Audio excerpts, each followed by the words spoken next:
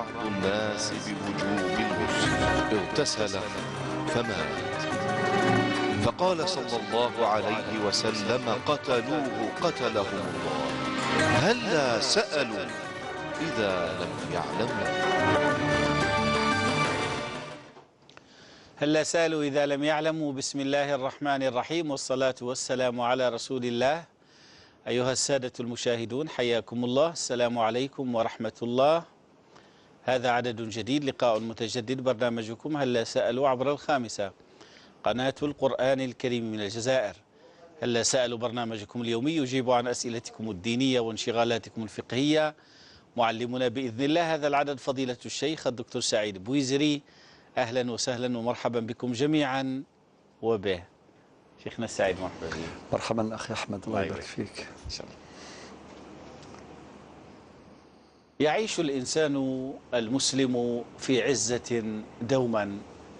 الله سبحانه وتعالى سمى نفسه بالعزيز، يقول تعالى: ولله العزة ولرسوله. ويقول صلى الله عليه وسلم: اطلبوا الحوائج بعزة أنفس. عن العزة نتحدث هذه الحلقة. شيخ. نعم أخي أحمد، بسم الله والحمد لله والصلاة والسلام على رسول الله. معاشر المشاهدين الكرام، السلام عليكم ورحمة الله وبركاته. سمى الله عز وجل نفسه باسم حسن من أسمائه الحسنى، العزيز سبحانه.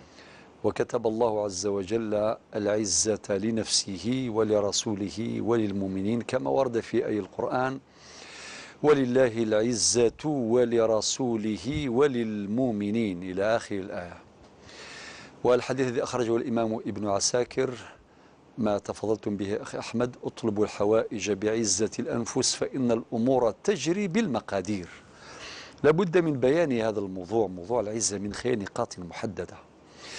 النقطة الأولى: كتب الله عز وجل لنفسه العزة فهو العزيز الحكيم، وكتبها لمصطفاه عليه الصلاة والسلام: ولله العزة ولرسوله وللمؤمنين.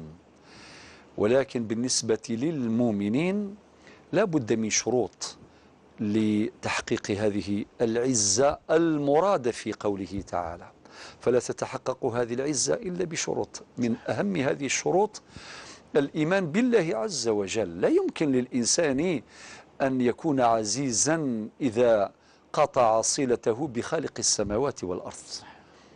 فمهما طلب العزة في غير الدين، في غير الإسلام، في غير الإيمان، لا يمكن. وهنا أستحضر ما قاله عمر الفاروق: كنا أذلاء فأعزنا الله بالإسلام، فإن ابتغينا العزة في غيره أذلنا الله. صحيح. كنا أذلاء. شوف هذه العبارة الدقيقة. كانوا تجارا، كانوا أقوياء، كانوا أصحاب عشيرة وقبيلة وعزة بالمفهوم الضيق، أصحاب قوة، أصحاب جاه، أصحاب شأن، شهرة، سلطة، شجاعة، كل هذه المعاني موجودة يعني عند هؤلاء. ولكن حكم عمر الفاروق بميزانه العادل بقوله: كنا أذلاء فأعزنا الله بالإسلام، فإن ابتغينا العزة في غيره أذلنا الله. لذلك لابد أن نؤكد على هذا الشرط الأساس اللي هو الإيمان والإسلام، يعني أن نسلم لله عز وجل: ولا تهنوا ولا تحزنوا وأنتم الأعلون إن كنتم مؤمنين، كما قال الله عز وجل في سورة العمران. لذلك بعد هذا الشرط الأول يأتي الشرط الثاني، وهو تمثل القيم الإيمانية وثمرات الإيمان في حياة الإنسان. فإذا كان الإيمان يدعو إلى الطاعات وإلى تجنب الرذائل وتجنب المعاصي والتزام أوامر الله عز وجل وتجنب نواهيه، هذه من تبعات ومن مقتضيات الإيمان. صحيح. فكلما ذكر الإيمان كما يعلم الناس جميعا، كلما ذكر الإيمان إلا واقترن بالعمل الصالح الذين آمنوا وعملوا الصالحات. وفي سورة كاملة والعصر إن الإنسان لفي خسر إلا الذين آمنوا وعملوا الصالحات وتواصوا بالحق وتواصوا بالصبر. وفي آخر آية في سورة الكهف فمن كان يرجو لقاء ربه فليعمل عملا صالحا ولا يشرك بعبادة ربه أحدا. إذن الحديث عن الأعمال الصالحات وعن الباقيات الصالحات كثير في آي القرآن وفي أحاديث المصطفى عليه الصلاة والسلام.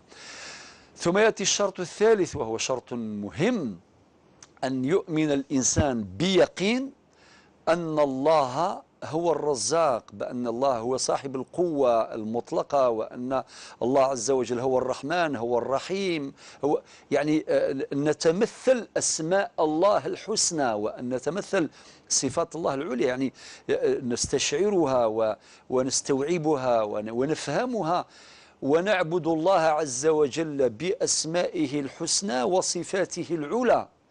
ثم يأتي الشرط الرابع، وأن ندعو الله عز وجل بأسماء الحسنى، ولله الأسماء الحسنى فادعوه بها، فندعو الله عز وجل بتلك الأسماء الحسنى وبصفته العلى، إذ لا ملجأ من الله، لا ملجأ ولا منجى من الله إلا إليه، لا ملجأ ولا منجى من الله إلا إليه.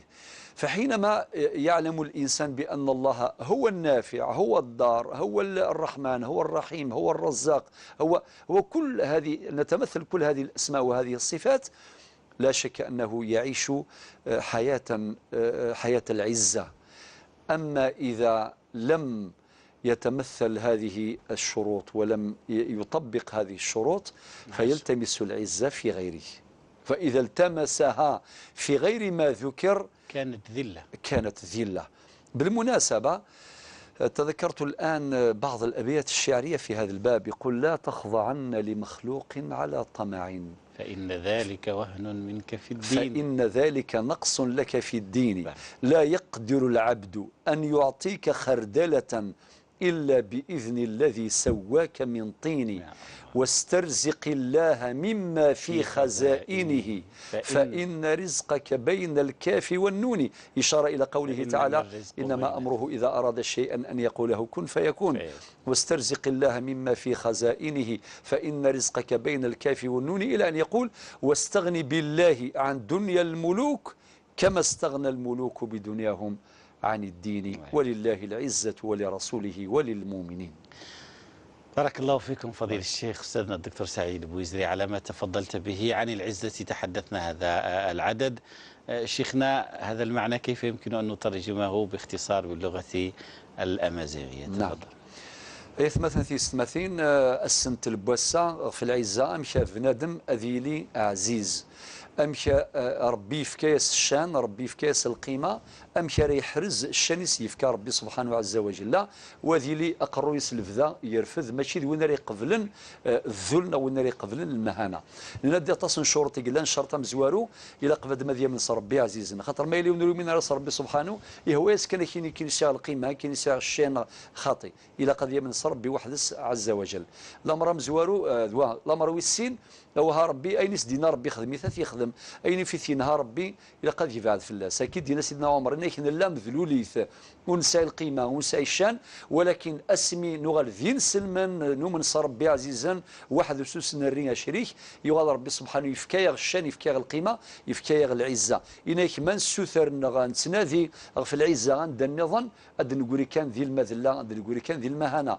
لو ربي ذا الشرط وثلاثة العبد مري يدعو ربي سبحانه ويدعو سول يصفان زدين ممان سنية يصفان خاطر ربي ترزقان كل شيء يجري فاسنا ربي سبحانه أكن سيناوينا إنا يسغي يفكى ربي إما السن يلدي يفسن ذا الارزاق ديك فوس ربي لا ماشي ديك فوس وايض ما لا يوني السثور وايض وسدي تسكرا يرنا غادي سروح القيمه وسروح الشانيك ساعه، ولكن العبد ما لا يدعو ربي عزيزا علاين ربي سبحانه هذا سيرفذ ذي الشانيس ما الا العبد يتسوق تيمسالاكي هذه الطمع قمذانا اسخذ من القراد نغسخذ من الشان اهات ولكن راه ياخذ من الشان ثلثي ساعه ولكن كيف القيمه ثلثي ساعه ضرب بيك ساكن القيمه ضرب بيك ساكن الشان هكا تيقاد تيمسالك شدنا العزه مثلا اثيست. بارك الله فيكم فضيلة الشيخ أستاذنا الدكتور سعيد بويزري وأحسن الله إليكم. هلا سألوا عبر الخامسة قناة القرآن الكريم من الجزائر. على بركة الله نشرع في استقبال المكالمات، ومن وهران نبدأ هذا المساء. أختنا وردة، السلام عليكم. عليكم السلام ورحمة الله. مرحبا بك. حبيت الله يخليكم، بارك الله فيكم. يعني على كل حال حبيت نسقسي على ورد كما نقولوا، ورد هكذا شوية دراهم كما يقولوا، خرجت عليهم دوك عامين، خرجت عليهم كل عام نخرج. دوك انا قالوا لي مادام ما راهمش كما يقولوا يستثمروا، خرج عليهم مرة برك. حبيت نفهم يعني اسك هكذا ندير ولا ماشي هكذا، يعني هذا ما كان واضح إن شاء الله. بارك الله فيكم، بقاو على خير. بارك الله فيكم. الله يبارك فيك سيدة، شكرا جزيلا. من وهران إلى بسكرة أختنا ياسمين، السلام عليكم. الو السلام عليكم شيخ. وعليكم السلام ورحمة الله. مرحبا بك ياسمين. عندي 4 أسئلة معليش. مرحبا بك، تفضلي. السؤال الأول هو في أي ساعة تكون فيها صلاة الاستخارة؟ واضح. والسؤال الثاني كم تشهد في صلاة الفجر، مرة واحدة أو 2؟ نعم أخت ياسمين، ماذا قلتي؟ كم تشهد في صلاة الفجر، مرة واحدة أو 2؟ وش شيخنا السماعت؟ واضح. نعم. في صلاة الفجر، واضح. والسؤال الثالث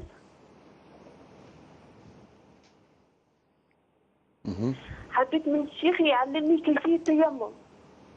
يعلمك التيمم. أي. واضح إن شاء الله. والسؤال الرابع هو أنا وأختي عندنا تعطيل في الزواج، ماذا ينصحنا الشيخ؟ واش عندكم أختي ياسمين؟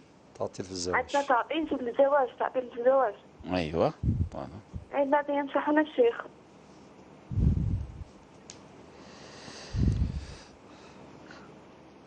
ربي يفتح عليكم إن شاء الله. وعليكم السلام ورحمة الله. أختي ياسمين بسكرة، بارك الله فيك. من بسكرة إلى أين يونس؟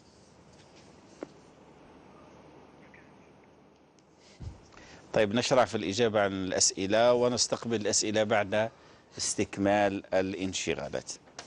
طيب شيخنا، نبدأ من الأسئلة الواردة إلينا. أولا هذا رشيد من بوفاريك يقول: توفي جدي عام 2008 تاركا زوجة وهي جدتي، 4 بنات، 3 أبناء، أخا شقيقا وأختين شقيقتين.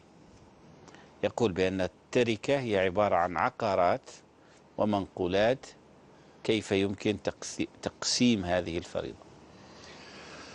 نعم يا أخي رشيد، رحم الله جدك ورحم الله جميع موتى المسلمين. مات تاركا زوجة و4 بنات و3 أبناء وأخا شقيقا وأختين شقيقتين. الزوجة ترث الثمن لوجود الفرع الوارث. الزوجة ترث ثمن التاركة. كي نقول ثمن التاركة يعني من العقارات والمنقولات. أنت قلت بأنه ترك منقولات وعقارات، ولا نبحث عن التفاصيل. العقارات يعني من أراضي ربما وربما دكاكين وسكنات، وهذه الأمور كلها عقارات. ومنقولات يعني كالسيارات والأموال النقدية، دراهم يعني، وغيرها من أثاث المنزل إلى آخره. هذه كلها تسمى منقولات.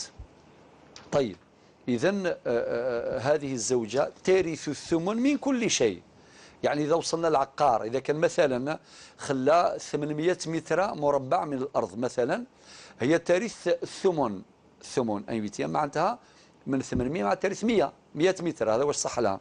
إذا كان مثلا المسكن يسوى 800 مليون مثلا، المسكن يقيموه، يا إما التقييم أو التقويم يكون من قبل الورثة، هما يتفاهموا، قال هذا السكنة السمة نتاعها 800 مليون. إذا ما قدروش هما يتفاهموا يستعينون بعارف من العارفين، أقصد خبير من الخبراء، خبير عقاري، إما اللي راه يشتغل مع المحكمة معتمد لدى المحاكم، أو أي خبير عارف بهذا الموضوع. فهذه استشارة فنية. ربي قال في القرآن: فاسأل به خبيرا. أقول إذا هذاك الخبير يعطي لنا السمة. مثلا إذا قال هذا المسكن 800 مليون، نقولها أنت عندك الثمن في هذا المسكن، ما تديش السكنة وحدها، إنما عندها الثمن يعني عندها قيس 100 مليون داخل السكنة هذيك. أعطيت هذا المثال باش نقول كيما نقول على الزوجة نقول على الجميع، كل واحد كل وارث له حق ونصيب في جميع مكونات ومشتملات التركة. هذا البيان يعني يشمل جميع القضايا، قضايا الميراث. إذن الزوجة ترث الثمن لوجود الفرع الوارث للمورث، وأربع بنات مع الأبناء، هذو هم العصبة، يسموهم عصبة بالغير. عصبة بالغير هنا نتذكر قوله تعالى في سورة النساء في الآية 7: يوصيكم الله في أولادكم للذكر مثل حظ الأنثيين. يعني كان بنات وكان أبناء مختلطين، إذن هنا يسموهم عصبة بالغير في لغة علم الفرائض. نطبق قاعدة للذكر مثل حظ الأنثيين. يعني والأخ الشقيق مع الأختين الشقيقتين هذون لا يرثون شيئا. لماذا؟ هم محجوبون بالأبناء. شكون اللي يحجبوهم هنا؟ ماشي البنات، الأبناء.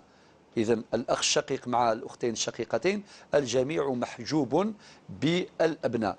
إذن أصل المسألة هو 8. الزوجة ترث الثمن معنى 1 من 8، بقي 7. و7 هذه لا تقبل قسمة على هذا، خاطر فيه انكسار كما نقولوا في علم الفرائض، وقد شرحنا هذا مرارا ربحا للزمن فلا نعيد. فقط نقولوا 7 على 8 هذه تؤول إلى البنات في 4 و3 أبناء. كي نطبقوا القاعدة للذكر مثل حظ الأنثيين معناه الأبناء 3 مع 6، 6 و4 معناه 10. 10 هذو هما عدد الأسهم نتاعهم 10. إذن هناك انكسار. 7 لا يمكن لا تقبل قسمة على 10 إلا بفاصلة، وعلم الفرائض لا يقبل الفواصل هنا، والمسألة فيها انكسار على مستوى طبقة الأبناء والبنات، فتحتاج إلى تصحيح لوجود علاقة التباين بين عدد الأسهم وعدد الرؤوس، ويكون التصحيح بضرب عدد الرؤوس المنكسر عليهم وهو 10 هنا مضروبة في 8. 10 في 8 يساوي 80. إذن الأصل الجديد للمسألة هو 80. نضرب واحد السهم نتاع الزوجة في 10 يساوي 10، نضرب 7 في 10 يساوي 70. الآن نقدر نقسم 70 على هذون بدون فاصلة يساوي 7. وهكذا المسألة تستمر. يعني باش نربحوا الوقت فقط باش نوصل لك رسالة أن الزوجة ترث الثمن من كل التاركة، عقارات ومنقولات، والباقي يوزع على الأبناء والبنات طبقا للقاعدة المذكورة آنفا، وباعتماد هذه الطريقة في علم الفرائض عن طريق التأصيل ثم التصحيح لوجود الانكسار. أما الأخ الشقيق والأختان الشقيقتان لا يرثون شيئا لوجود الحاجب وهم الأبناء. نعم. بارك الله فيك فضيلة الشيخ وأحسن الله إليك. هذا عبد الكريم من ميلا يسأل عن الطريقة الشرعية لتوظيف أمواله مع شخص له خبرة في مجال التجارة. نعم سهلة يا سي عبد الكريم. أولا أشكرك على هذا السؤال. لما؟ لأنه اللي عنده أموال مليح ما يخزنهمش، يستثمرهم. صح، يستثمرهم. إذا واحد عنده مثلا عنده 100 مليون وخلاها في الدار يأكلها هو ولا تروح شوية شوية تأكلها الزكاة. تأكلها الزكاة مع الوقت. ولكن أنت سي عبد الكريم مليح أنك فكرت في الاستثمار، وهذا هو المطلوب. المال لازم يخدم.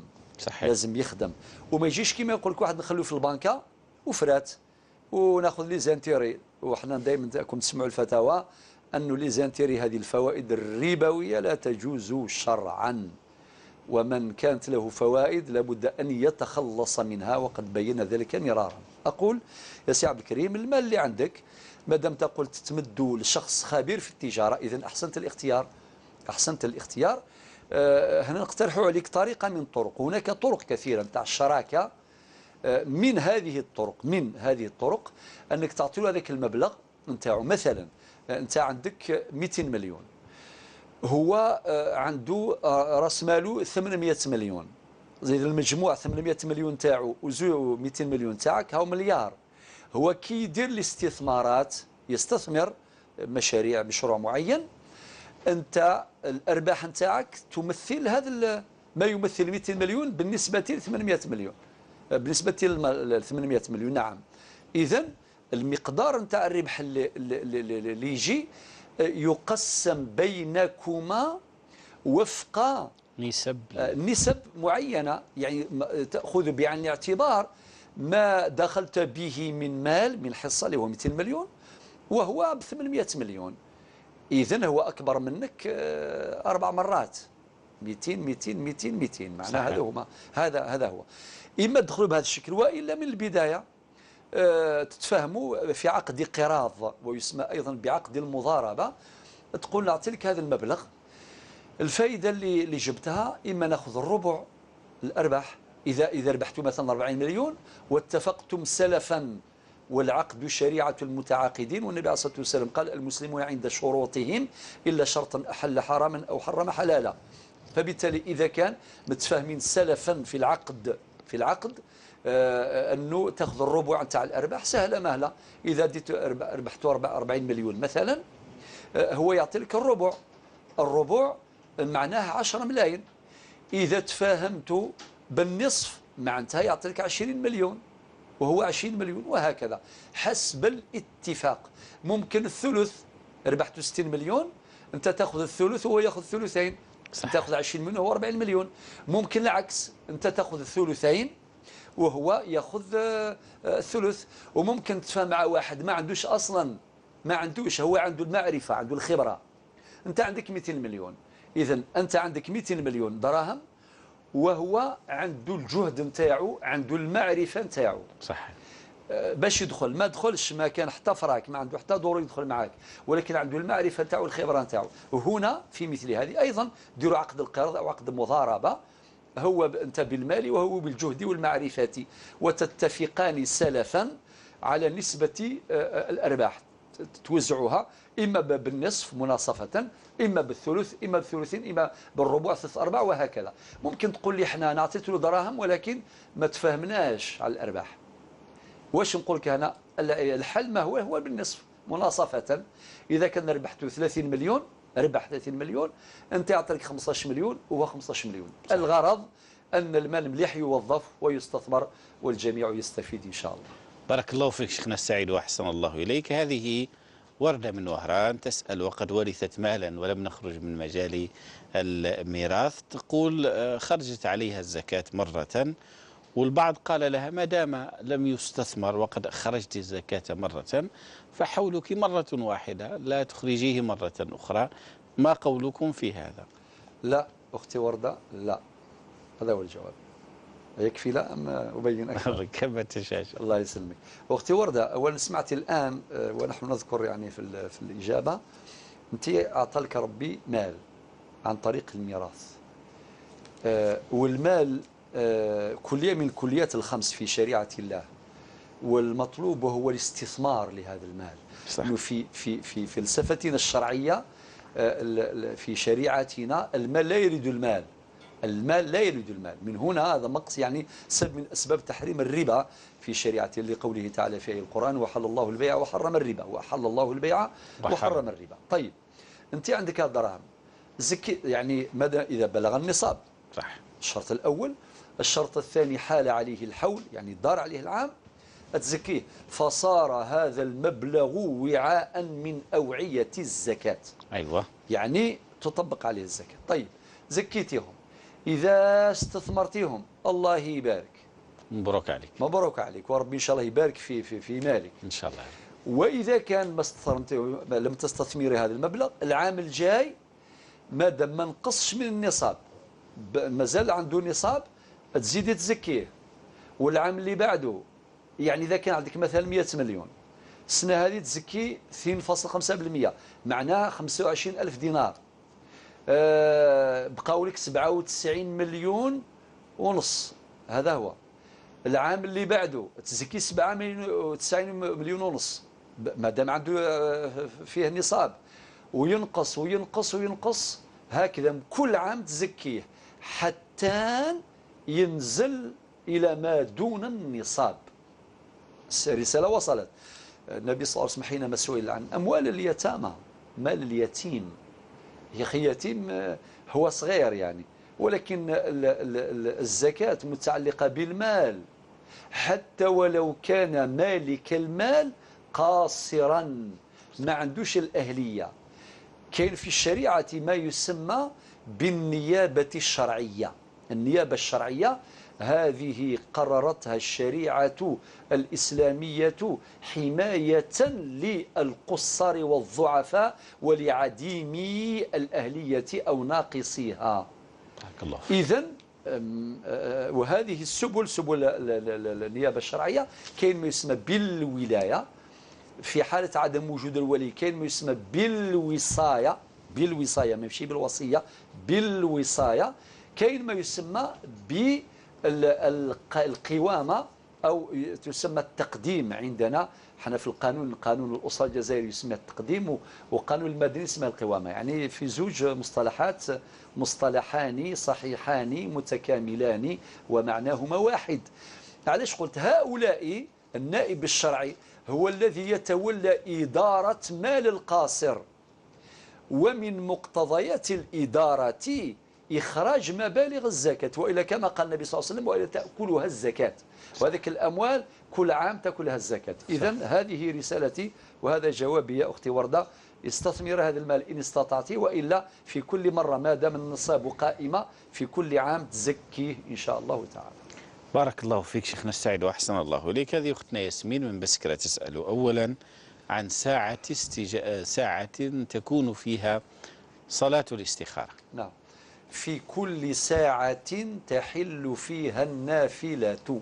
أيوة، هذا هو الجواب الفقهي، بمعنى بعد الصبح قدر الرمح، يعني تقريبا 20 دقيقة، ربع ساعة 20 دقيقة بعد شروق الشمس، بعد طلوع الشمس، تحل النافلة، تجوز الاستخارة هنا. هذه ساعة الاستخارة، تصلي صلاة الاستخارة. وطبعا صلاة الاستخارة شرحناها في أكثر من مرة، ماشي المقصود الإنسان يستخير في الأمور الواجبة ولا في الأمور المحرمة ولا لا، في الأمور المباحة وين الإنسان ما عندوش، لم يتخذ قرار، يعني صحيح، لم يركن إلى قرار من القرارات. مثلا في موضوع الاستثمارات هذه، مثلا ممكن واحد يقول هل ترى نستثمر في الكتان ولا نستثمر في مواد الأثاث المنزلي هذا، ولا نستثمر في الفلاحة. بقى حاير، كل واحد يقول هذا أفضل، هذا أفضل، هذا حاير. ما هو المشروع الاستثماري الناجح المفيد؟ هنا يلجأ إلى الله، يستخير الله سبحانه وتعالى في هذه الخيارات المباحات باش ربي سبحانه ييسر له المشروع الناجع النافع المفيد. هذا هو المقصود. إذن الجواب في كل ساعة، في كل وقت تحل فيها النافلة، وكذلك بعد الظهر، وكذلك إلى غاية العصر، وكذلك بعد المغرب. صحيح. وكذلك بعد من المغرب إلى غاية الفجر يعني. والأفضل طبعا، الأفضل وقت السحر. أيوة، يعني في ثلث الليل الأخير، هذاك أفضل الساعات يا أختي ياسمين. نسأل الله عز وجل أن يستجيب لك ما تريدين. آمين يا رب العالمين. بارك الله فيك شيخنا. أختنا ياسمين بسكرة تسأل سؤالها الثاني حول صلاة الفجر، لم أتبينه. نعم، هو التشهد، تسأل عن تشهد أو تشهدين. أيوة. ويا أختي إذا كان صلينا الصلاة الرباعية، مثلا صلاة الظهر، كنصليو ركعتين الأولين نديروا التشهد الأول، تحية الله الزكاة، هذا هو، وما نديروش الصلاة الإبراهيمية. ولكن كي نديروا في الجلسة الأخيرة، كي نختموا الركعة الرابعة بسجدتيها، بعد السجدة الثانية من الركعة الرابعة نجيبوا التحيات ونجيبوا الصلاة الإبراهيمية، اللهم صل على سيدنا محمد وعلى آل محمد كما صليت على سيدنا إبراهيم وعلى إبراهيم إلى آخره، حتى نقول إنك حميد مجيد. يعني هذا في صلاة الرباعية. يعني في آخر الصلاة، من صلاة الفجر، يعني ما دام هناك ركعتان ديري التحيات، ديري الصلاة الإبراهيمية. هذا هو الجواب. بارك الله فيك شيخنا. تطلب تعليمه التيمم شيخ؟ ما كاينش حجره، ما عندكش حجره احمد؟ الله يبارك كاين تفضل. معليش ما فيش مشكل، معليش نجيبوا. الان نفترضوا اولا ربي قال فتيمموا صعيدا طيبا، والحمد لله هذه تسمى طهاره ترابيه. ايوه، الفقه هناك تمييز بين الطهاره المائيه اللي تكون بالماء، وبالماء الطهور الصالح للعبادة والعادة. وكما قال سيدي خليل صاحب المختصر الفقهي في مقدمة مختصره الفقهي، يتحدث عن الماء المطلق، شوف التعبير الفقهي الدقيق، يقول المطلق ويكتفي ويتوقف هنا. المختصر الفقهي وهو من أعظم المختصرات الفقهية على مستوى جميع المذاهب الأربعة كما قرر ذلك السادة العلماء. الماء المطلق هو هذا، مياه الآبار ومياه الأنهار ومياه الأنهار، وهذه يعني يقول لماذا مطلق؟ لأنه مطلق من كل قيد أو إضافة. صحيح. فهذا بلا ما ندخل في التفاصيل هذه قد يأتي بيننا في يوم من الأيام، ولكن أنت تسألين عن الطهارة الترابية. يعني الإنسان ربي سماه في القرآن الكريم صعيدا طيبا، الحجر، الرمل، التراب إلى آخر كلها وغيرها. هذه إذا كان واحد من أصحاب الأعذار عنده أسباب تسمح له بأن ينتقل من الطهارة المائية إلى الطهارة الترابية، هذا أمر معلوم. الآن تسألين عن كيفية. هناك ضربتان في الحقيقة، يعني هذه الطريقة من طرق المشروعة. يعني تحكمي هذيك الحجرة في يدك الضربة الأولى، وبعدين تحطي هذيك الحجرة وتروحي لوجهك مباشرة، الوجه فقط الوجه، وبعدين تحط الضربة الثانية تحكمي هذيك الحجرة ولا التراب. إذا كان التراب تعملينها هكذا، هذا مكان بدون وسوسة ولا كما يقولوا تشدد، واحد يحكم التراب حتى يوسخ روحه كم يدير هكذا، هذا مكان. وحجرة أيضا نفس الشيء يحكمها في يده يعملها هكذا بهذه الكيفية. هذه الضربة الثانية. وبعدين اللي يديه يا إما إلى غاية هنا وإما إلى غاية المرفقين. أيوة. إذا كان درتي إلى غاية هنا يجوز، هذا يجزئ. الفقهاء يتحدثون عما يسمى بصفة الإجزاء، بصفة الإجزاء. معناه إذا كان هكذا مسحتي فقط بهذا الشكل مع التخلل يعني بين الأصابع، هذا القدر كافي ويجزئ. ممكن تروح الصفة الثانية صفة الكمال، تروح إلى غاية المرفقين، لهنا اليد اليمنى ثم اليد اليسرى والسلام، وبعدين تقول الله أكبر وتصلي. ولكن تقرر في مذهبنا الفقهي يعني في المذهب المالكي عندنا لكل صلاة تيمم. صحيح. عند غيرنا عند بعض الفقهاء يعني ينتقض التيمم بما ينتقض به الوضوء أو الطهارة المائية. صحيح. يعني ما دام تيمم لم ينتقض وضوءه فيبقى هكذا، يقدر يصلي أي صلاة من الصلوات. ولكن عندنا في الفقه المالكي هذه الرخصة، وتسمى في الفقه أيضا تسمى بتخفيف الإبدال. أيوة. تخفيف الإبدال لأصحاب الأعذار. أقول لكل صلاة دير له تيمم، حتى كي تقضي الصلوات مثلا تصلي صلاة الظهر قضيتيها، يلا عودي تيمم صلي صلاة العصر، وهكذا لكل صلاة تيمم.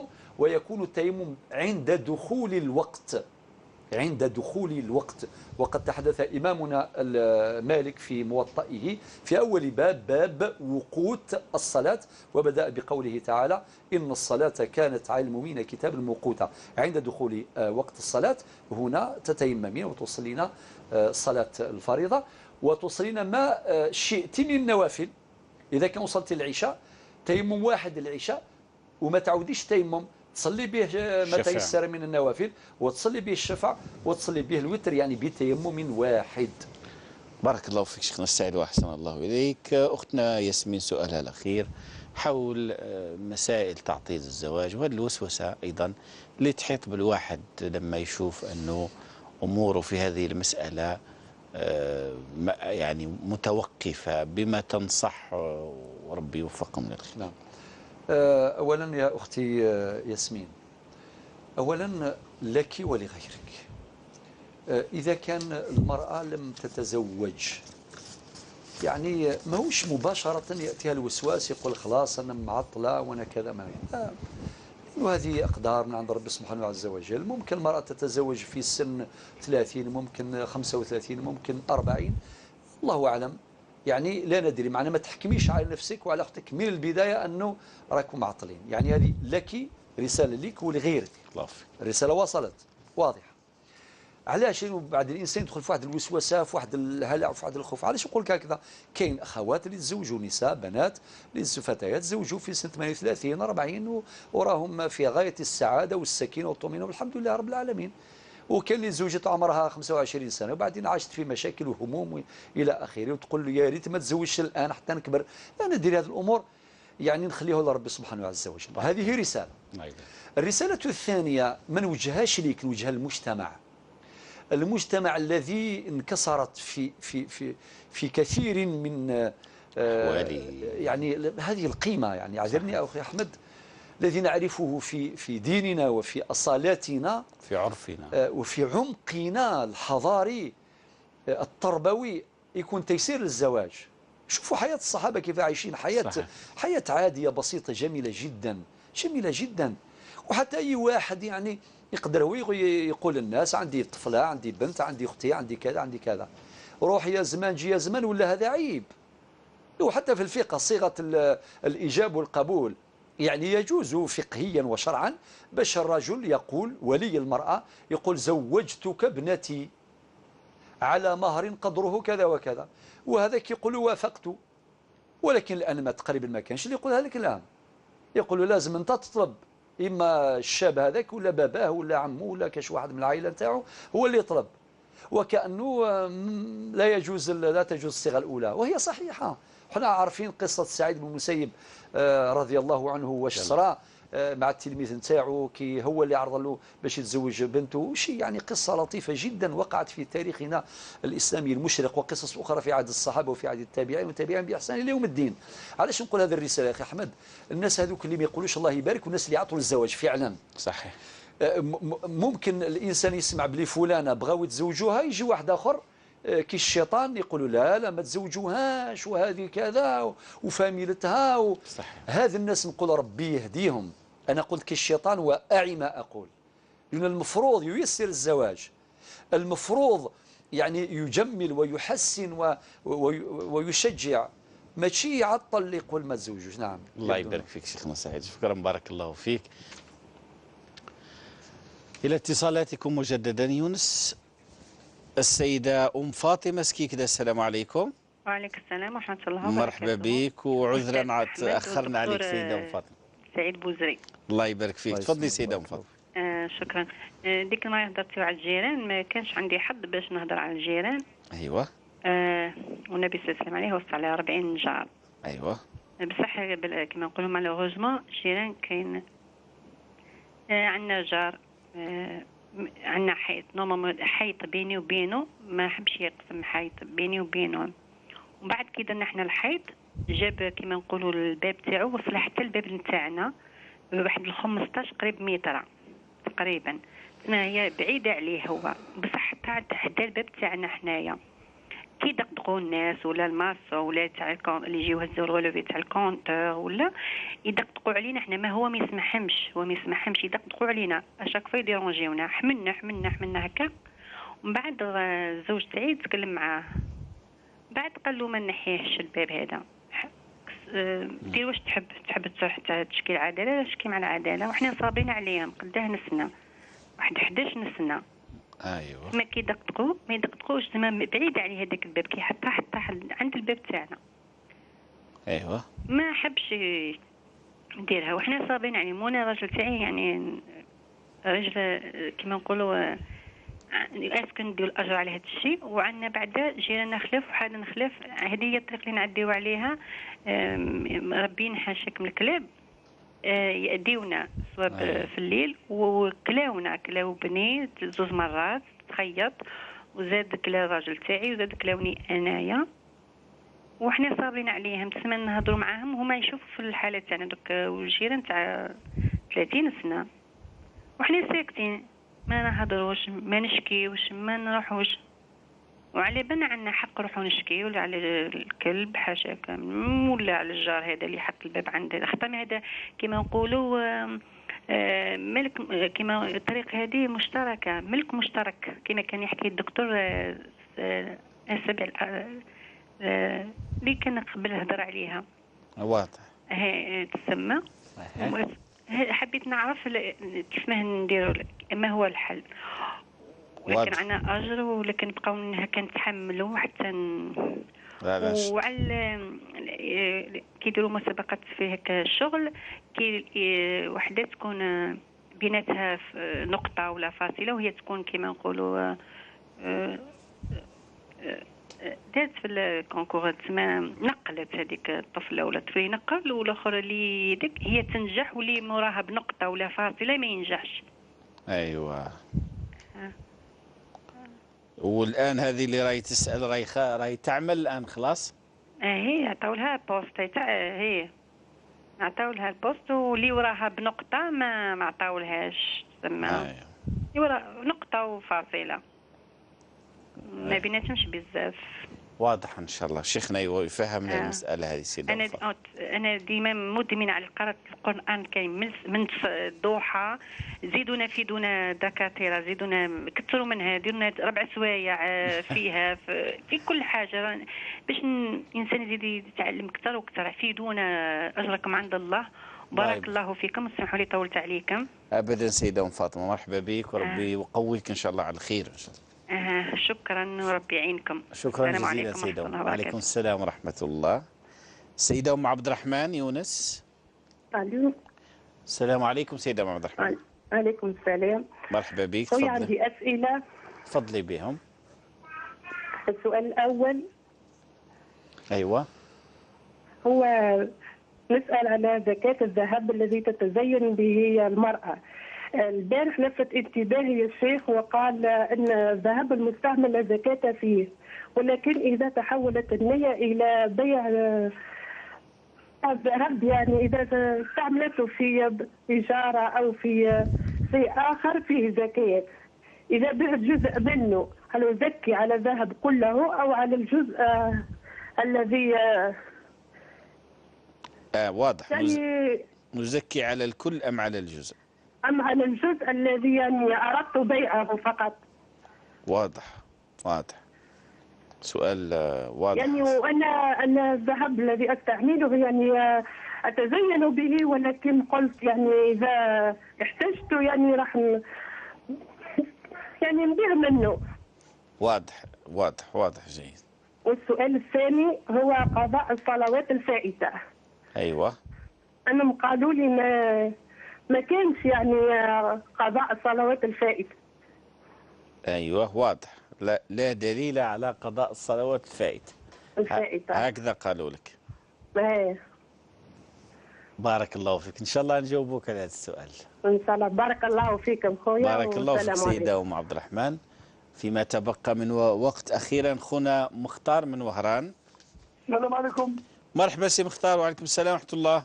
شو خلي بالك في 3 شهور ولا عادكم ما قلتكمش. لا حول ولا قوة إلا بالله. مرحبا بك. والله ربي مكتوب راكم منورين الإذاعة وراكم منورين الجزائر. منورة. ربي يعيشكم إن شاء الله. منورة بكم سي مختار. أيوة. والله العظيم والله دينا الفائدة بزاف، سورتو هذه معك الحاج بوزيري الحاج سعيد قبلت الجماعة في الليل وحدة تاع الليل. الله يبارك فيك سي مختار. وفي البوست وكانت تعطينا ما تدينا في الساعة ما تخدناش. الله ان شاء الله ما يسمعش برك المدير. شوف عندي واحد 3 عندي راجل بنتي. ايوه. جدة كان حي قال لكم هذه الامانه دراهم. ايوه. عطاهم البنات وغورمات والخاتم عطاهم لمحمد كي تزوج عطاهم له. معليش عمي مختار عاود لنا هذه المسألة. راجل بنتك؟ وراجل بنتي جدة. جده أيوة كان حي. خلى مال تاع اختها. ترك مالا. أيوة.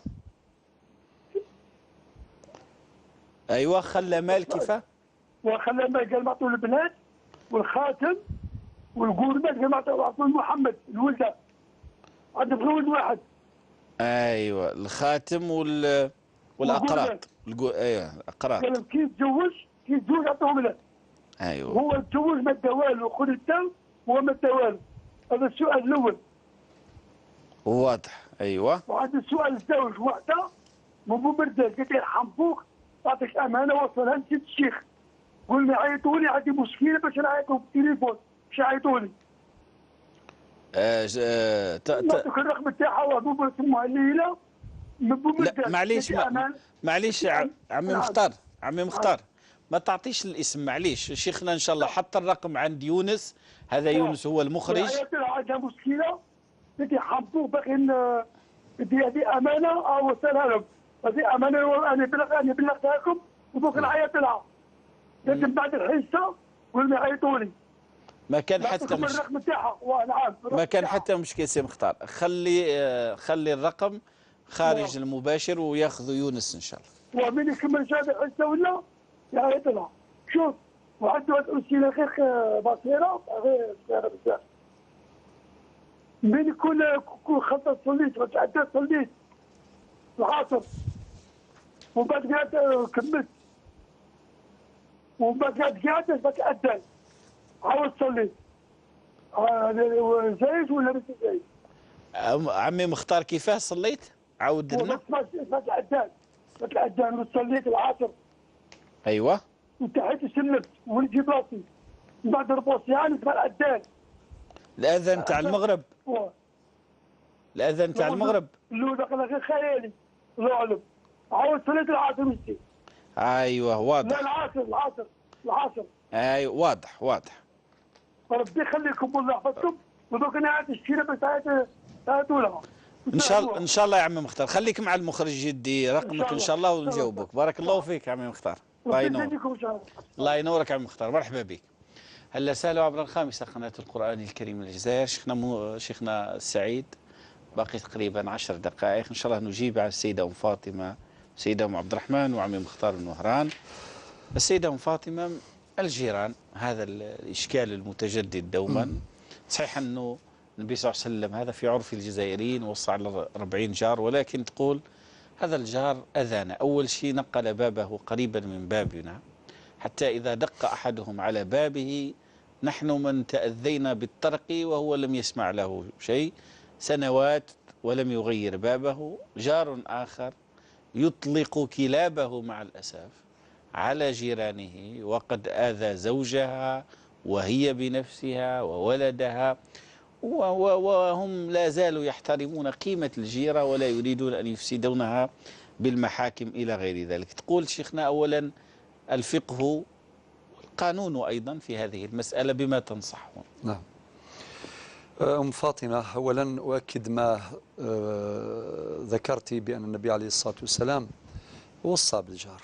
هو أيضا وصاه جبريل كما ورد في الحديث: ما يزال جبريل يوصيني بالجار حتى ظننت أنه سيورثه.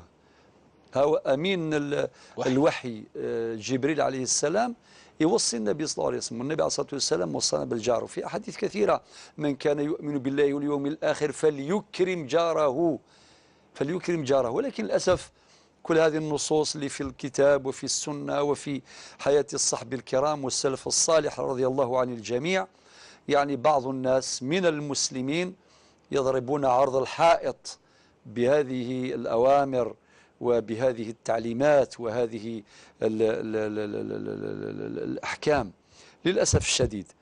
نقول لك يا أختي أولا ما فعل جارك مخالف للفقه ومخالف للقانون ولأصول العمران. وقد أشرنا إلى بعض الأمور في برنامج الصلح خير، أشرنا إلى بعض المسائل في هذا المجال في مجال العمران. لازم احترام كاين قواعد، والقانون الجزائري راه مثبت هذه الأمور. ماشي واحد يبني كيما حب، ماشي واحد معناه يدير الباب كيما حب أو كيف داروا لهيه هو يدير بابه لهيه وبعدين يأذيكم وأي واحد يجي يطرق الباب أنتم تتأذاو. لا، كل واحد عنده باب يقرب من داره وكذا وكذا، والداخل يدير الحوش يعني هو حر. المهم بلا ما ندخل في تفاصيل تاع أصول العمران، والقانون الجزائري ينص على ذلك. ولكن للأسف تلقى جار يخالف الشرع ويخالف القانون ويخالف الذوق، ولا حول ولا قوة إلا بالله.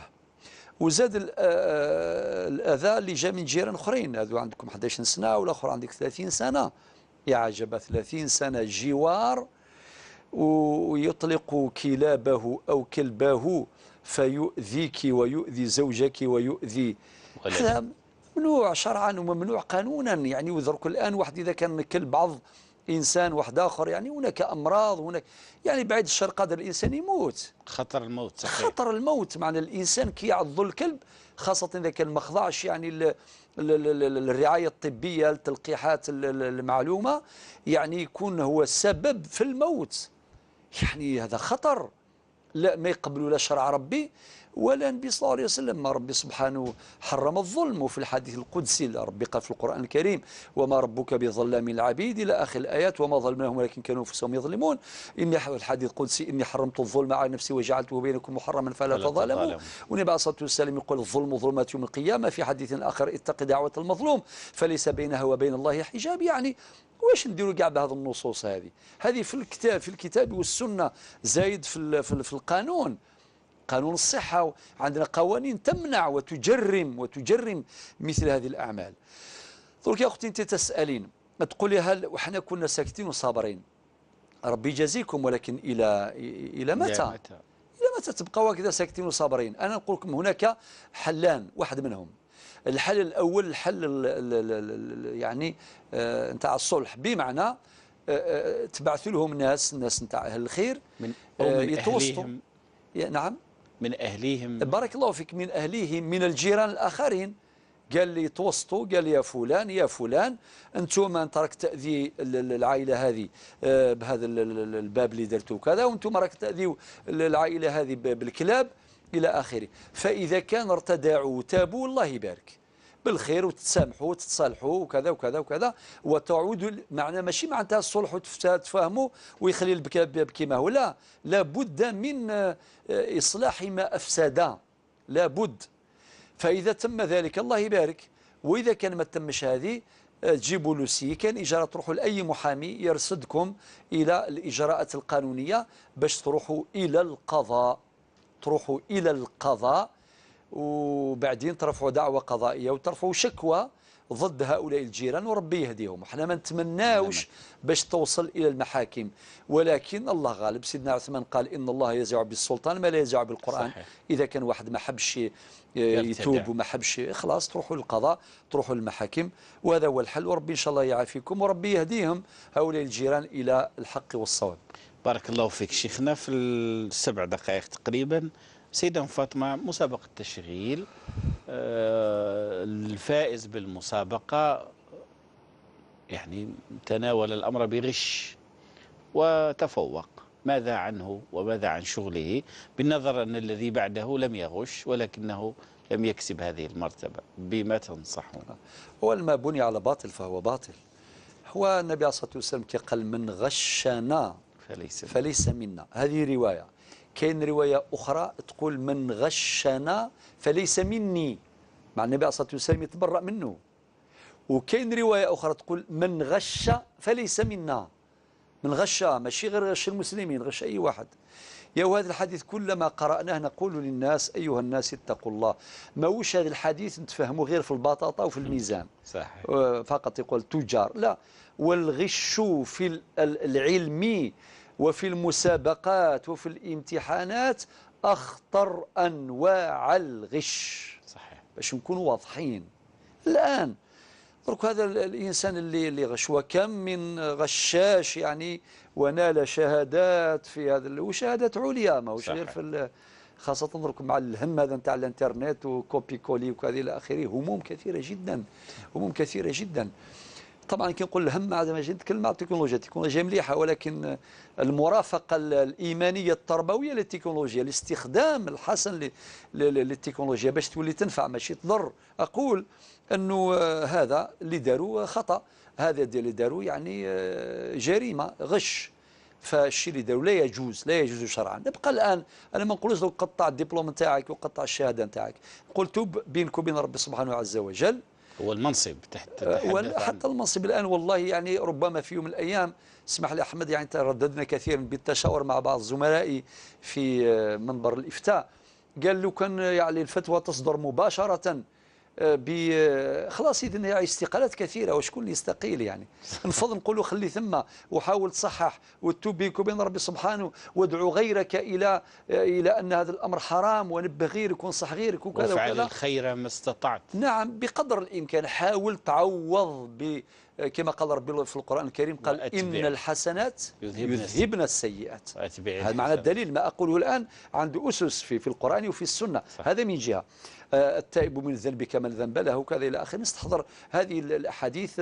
ربي سبحانه يقول لا تيأسوا من روح الله، قل يا عبادي الذين أسرفوا على أنفسهم لا تقنطوا من رحمة الله، إن الله يغفر الذنوب جميعا إنه الغفور الرحيم. يعني النصوص كثير وقت قد داهمنا كثيرا، فأقول التوبة، ويزيد يتبرع ببعض ماله للمستحقين من الفقراء والمساكين، ونسأل الله عز وجل أن يتوب عليه، واللي يخسر إن شاء الله يعيد الكرة وينجح مرة أخرى بطريقة شرعية ومشروعة. نعم. بارك الله فيك شيخنا. نستعيد في الخمس دقائق هذه السيدة أم عبد الرحمن من قلمة تسأل عن زكاة الذهب، خاصة وأن المرأة لديها ذهب تنوي أن تخصص بعضه كادخار، عل الأمور تسوء فتبيع هذا الجزء. تقول هل تزكي على هذا الجزء الذي تنوي به البيع أم تزكي على كل الذهب، على اعتبار أن هي تسمع أن البعض يقول لا زكاة في الذهب الذي تلبسه؟ نعم، باختصار ثلاثة احتمالات. الاحتمال الأول، الذهب اللي شريتيه ابتداء، النية الأولى هذه، كلمة الأعمال بالنيات وإنما لكل امرئ ما نوى. شريتي ذهب مثلا بقيس 50 مليون، وبالنية باش تستخدميه تتزيني به، هذا كله لا يزكى كما قال لك الأخ المفتي، أؤكد على ذلك. هذا من جهة. من جهة ثانية، أنت قلتي كي نحتاج، إذا احتجتي بيعه، وحتى اللي عنده طوموبيل عنده سيارته ما يزكيهاش، كي يحتاج دراهم يبيعها. إذا كنت بعتي قس 20 مليون، دخلوا لك 20 مليون دراهم، 20 مليون، وربما عندك أموال أخرى تضاف إليها وبلغ النصاب ودار عليها العام، الحول تزكيها.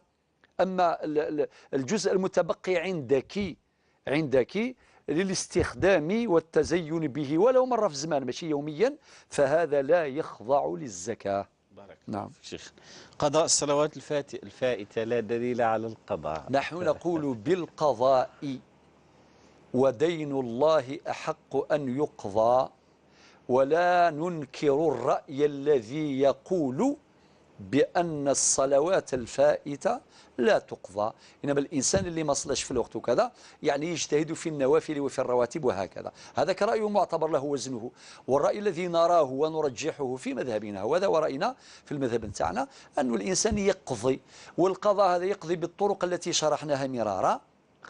كل صلاة حاضرة تقضي لها معها صلاة فائتة وهكذا، ولا في أي وقت تقضي الصلوات من الصبح إلى غاية العشاء وهكذا. وإذا كان عيتي ما تقضيش، عندك النوافل ممكن تقضي سمانة وبعدين تريحي شهر ما تقضيش، عادي. في الأمر مرونة وفي الأمر يسر إن شاء الله. اقضي ما استطعت ذلك سبيلا، إذا كان ما قدرتيش ما تقضيش وديري النوافل والله يتقبل إن شاء الله. ودين الله أولى أن يقضى. نعم. بارك الله فيك. شيخنا السعيد مختار، عمي مختار، تفضل. شيخنا قال بأنه الراجل هذا، تفضل سمعت المسألة. تفضل تعود لي لأنه ما هو بالضبط أنه يقول راجل بنته جده عندما كان حيا ترك له مالا أوصى به أن تعطوه لابنه، وهذا المال هو خاتم وأقراط لجورمات. يقول أنه الرجل ما أعطوه والو تزوج وما أعطوه لا مال لا يحزن. نعم يا سي مختار أخويا، كاين حديث النبي عليه الصلاة والسلام يقول إن الله قد أعطى كل ذي حق حقه فلا وصية لوارث. أيوة. لكن ما دام هذا وارث ما يعطوش وصية، عنده الميراث. هذا هو. إذا كان أعطاها له في حياته هبة، في هبة نعم، ثم تدخل في ملكيته يملكها. أما إذا كان وصية فلا وصية لوارث. هذا الذي فهمناه من السؤال تاعك سي مختار. إذا كان ما فهمناش مليح عذرنا نجاوبوا حسب ما فهمنا من المعطيات. ثم له السؤال الأخير كان متعلقا صلاة العصر وكذا.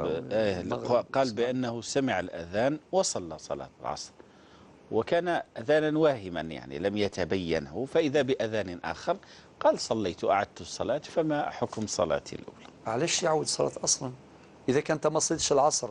ولا لا يتكلم على لا العصر كان صلاه قبل الأذان. صلى قبل الأذان. أنا كنت أعتقد أذان المغرب كان يصلي في العصر. طيب أنت سمعت لأنه ربي قال إن الصلاة كانت على المؤمنين كتابا موقوتا. أيوة. يعني وقتاش الإنسان يصلي؟ بعد ما يدخل الوقت. هذا هو. فإذا كان تبين لك إذا كانت دقيقتين ثلاثة ولا هذا لا يضر. صحيح. وإذا كان أكثر من ذلك تعيد الصلاة وقد فعلت ذلك وقد أحسنت. باسمكم جميعا مشاهدي الكرام، أشكر فضيلة الشيخ أستاذنا الدكتور سعيد بويزري على ما تقدم به خلال هذا اللقاء. شكرا لفريق العمل التقني بقيادة يونس مسلين في الإخراج. نلقاكم بخير وعلى خير في فرص مقبلة. ابقوا على الخامسة قناة القرآن الكريم للجزائر. غدا بحول الله يوم جديد ولقاء جديد. السلام عليكم.